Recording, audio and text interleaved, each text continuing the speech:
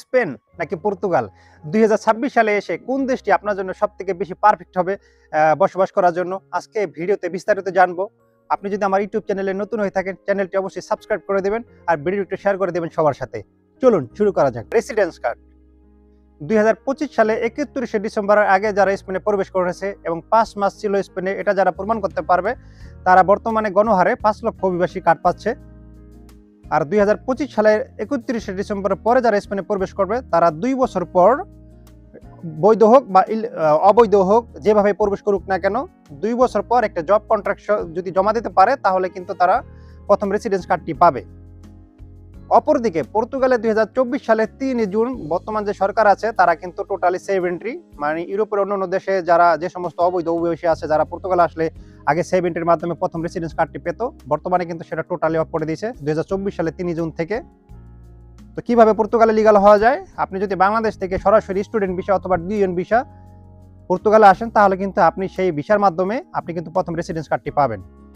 এছাড়া কিন্তু পর্তুগালে লিগাল হওয়ার কোনো সুযোগ নেই নতুন যারা আসবেন, যেখানে স্পেন কিন্তু 2 বছর পরে অবৈধ হোক বৈধ হোক যারা 2 বছর থাকবে একটা জব কন্ট্রাক্ট ম্যানেজ করতে পারবে তারা কিন্তু স্পেনে প্রথম রেসিডেন্স কার্ডটি পাবে। এবার আসা যাক পার্মানেন্ট কার্ড, মানে পার্মানেন্ট রেসিডেন্স, মানে যেটাকে সহজ ভাষায় পিআর বলা হয়।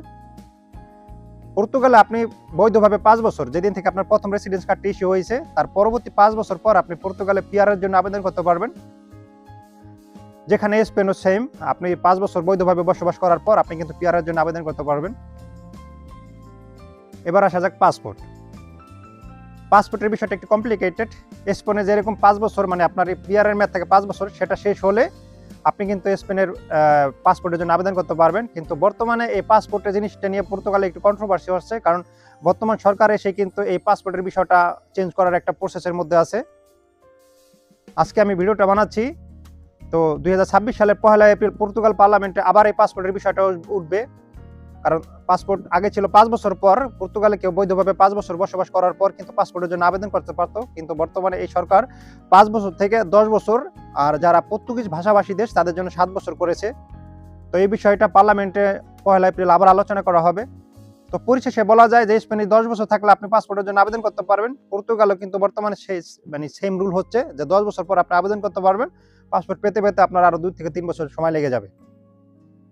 পর্তুগিজ পাসপোর্ট পাওয়ার ক্ষেত্রে ভাষা দক্ষতার প্রমাণ লাগে, অপরদিকে স্পেনও ঠিক সেম, স্প্যানিশ পাসপোর্ট পাওয়ার ক্ষেত্রে ভাষার দক্ষতার প্রমাণ লাগে। এবার আসা যাক বেতন। 2026 সালে পর্তুগালের বেসিক বেতন হচ্ছে 920 ইউরো, যেখানে স্পেনের বেসিক বেতন হচ্ছে 1200 থেকে 1221। এটা ডিপেন্ড করে শহর টু শহর। জবের অপরচুনিটি যদি আমি বলি, জবের অপরচুনিটি স্পেন যেহেতু পর্তুগালের থেকে 5.5 গুণ বড়, তা অবশ্যই স্পেনের জবের অপরচুনিটি একটু বেশি থাকবে। স্পেনের সাথে কম্পেয়ার করলে পর্তুগাল একটু কম জবের অপরচুনিটি থাকে যেহেতু ছোট একটা দেশ। বাড়ি ভাড়া স্পেনের তুলনায় পর্তুগালে একটু বাড়ি ভাড়া কম, বাট বড় শহর যেরকম লিসবন আর পোর্তো এদিক থেকে কিন্তু বাড়ি ভাড়া প্রচুর বেশি। এই হচ্ছে দুটি দেশের মধ্যে তুলনা। সমস্ত ইনফরমেশন আপনাদের সামনে তুলে ধরলাম, এখন আপনি সিদ্ধান্ত নেবেন আপনার জন্য কোন দেশটা পারফেক্ট হবে। বাট অ্যাকর্ডিং টু মি 2026 সালে এসে আমি বলবো পর্তুগাল থেকে স্পেন ফার বেটার, কারণ দিন দিন পর্তুগাল কমপ্লিকেটেড হচ্ছে, যেখানে স্পেন অবৈধ হোক বৈধ হোক অভিবাসীদের জন্য দরজা খুলে দিচ্ছে। তো জীবন আপনার, সিদ্ধান্ত নেওয়ার ক্ষমতা আপনার। ধন্যবাদ সবাইকে, ভালো থাকবেন আর ইউটিউব চ্যানেলটি সাবস্ক্রাইব করে দেবেন আর এরকম ইনফরমেটিভ ভিডিও পেতে আমার ফেসবুক পেজটিও ফলো দেবেন। Take care guys.